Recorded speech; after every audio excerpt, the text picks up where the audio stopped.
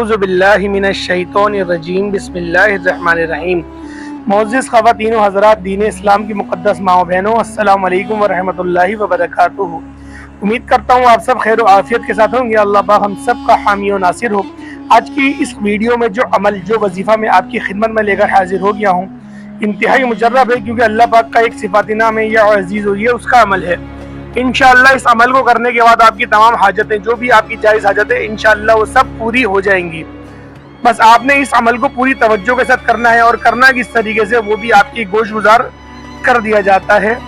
उससे पहले अगर आप लोग हमारे चैनल पर नए हैं तो ज़रूर सब्सक्राइब करें, बेल आइकन पर प्रेस करें, ताकि रोज़ाना की बुनियाद पर जो हम लोग वीडियोस अपलोड करते हैं उसका नोटिफिकेशन आप तक बर वक्त पहुँचता रहे।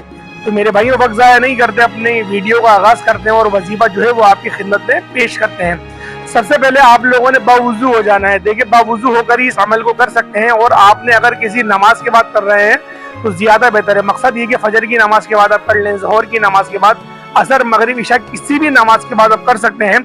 सबसे जो अच्छा वक्त मैं कहता हूँ वो है तहज्जुद का। तहज्जुद की नमाज के बाद अगर जब इस अमल को आप करेंगे तो हो नहीं सकता कि आपकी हाजत पूरी ना हो। तो आपने अमल किस तरीके से करना है, आपने सबसे पहले 11 बार दुरूद इब्राहिमी पढ़ लेना है नबी पाक सल्लल्लाहु ताला अलैहि वसल्लम की ज़ात पाक पर।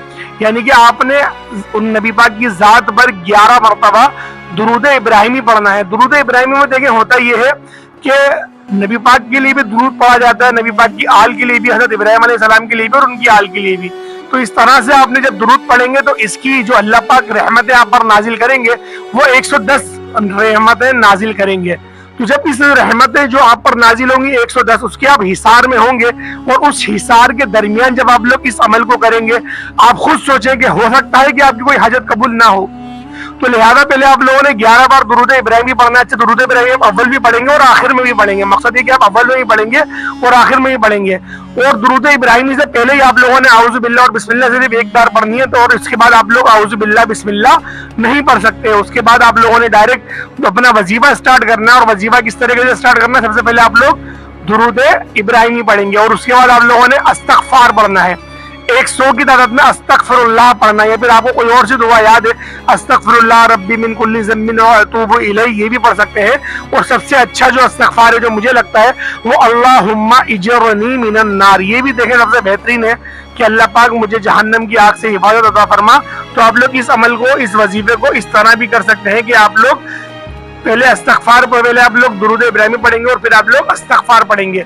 और जब लोग आप 100 की तादाद में अस्तगफार पढ़ेंगे तो मेरे भाइयों, इस पर एक हदीस मुझे याद आती है। वो हदीस ये है कि नबी पाक ने फरमाया कि अल्लाह पाक अपने फरिश्तों से कहता है कि आज मेरे बंदे ने मुझसे सुलह कर ली, आज मेरे बंदे ने मुझसे सुलह कर ली, और उसने कहा कि मैं अब उसके ऊपर, यानी कि जो उसके फरमान है उसके खिलाफ नहीं जाऊंगा, और मैं उसकी नाफरमानी नहीं करूंगा, और मैं गुनाहों के दलदल में अब नहीं जाऊंगा।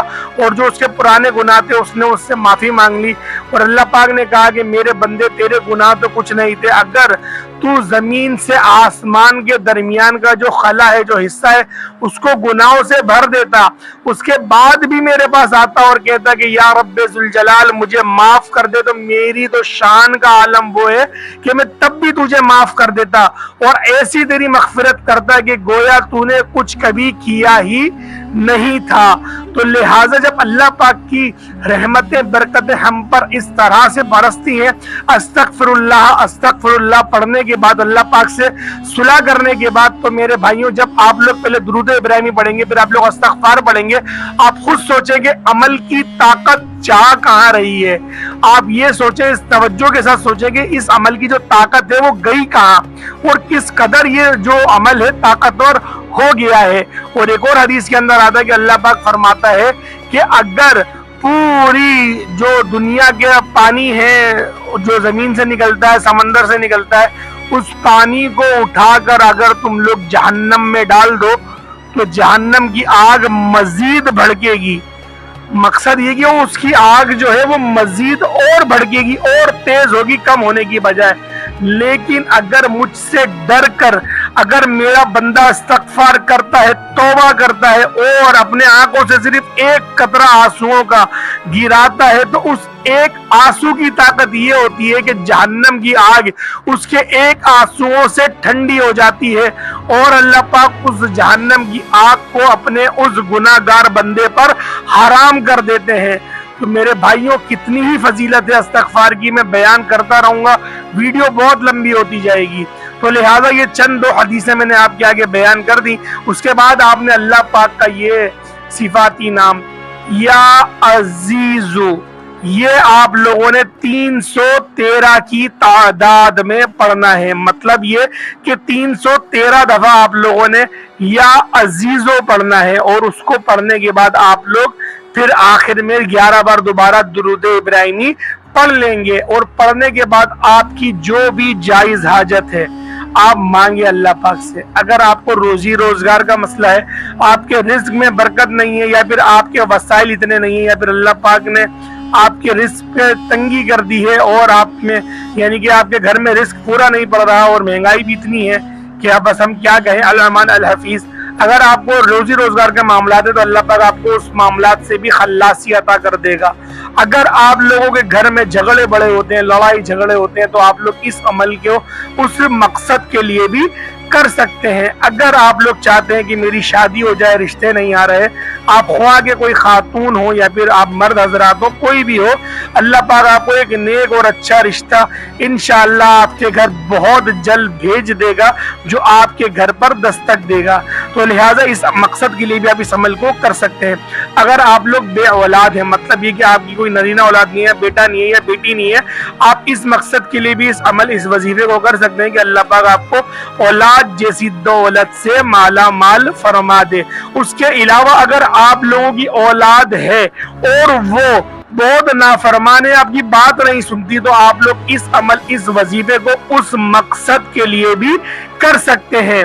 اور اس کے علاوہ اگر آپ لوگوں کے ساتھ یہ معاملات ہیں کہ آپ پر کسی نے، آپ کو لگ رہا ہے کہ جادو کرا دیا ہے، اس طریقے کے گندے معاملات، علم وغیرہ کروا دیے، تو آپ لوگ تب بھی اس عمل، اس وظیفے کو کر سکتے ہیں اس مقصد میں، یعنی کہ جو آپ کا یہ مقصد ہے کہ یار یہ جو شریر جنات ہیں میرے پیچھے لگ گئے ہیں، میرے بچوں کو پریشان کرتے ہیں، وہ بھی بیمار رہتے ہیں، نظر بد لگ گئی ہے، اس کے لیے بھی آپ اس عمل، اس وظیفے کو کر سکتے ہیں۔ اس کے علاوہ اگر آپ چاہتے ہیں کہ اللہ پاک آپ کو عزتوں سے نوازے اور اپنے بندوں کے دل میں آپ کی عزت ڈال دے، پیدا کر دے، تو آپ اس مقصد کے لیے بھی اس عمل کو، اس وظیفے کو کر سکتے ہیں۔ اس کے علاوہ بھی اس وظیفے کی بہت ساری برکات ہیں، جس کے مقصد کے لیے بھی آپ اس وظیفے کو کر سکتے ہیں۔ اگر آپ لوگوں کو ویڈیو اچھی لگے تو ویڈیو کو لائک کریں، اگر آپ لوگ ہمارے چینل پر نئے ہیں تو ضرور سبسکرائب کریں، بیل آئیکن پہ پریس کریں تاکہ روزانہ کی بنیاد پہ جو ہم لوگ ویڈیو اپلوڈ کرتے ہیں اس کا نوٹیفیکیشن آپ تک بر وقت پہنچتا رہے۔ آج کے لیے اتنا ہی، انشاءاللہ اگلی ویڈیو میں ہماری ملاقات ہوگی، تب تک کے لیے ہمیں اجازت دیں۔ السلام علیکم ورحمۃ اللہ وبرکاتہ۔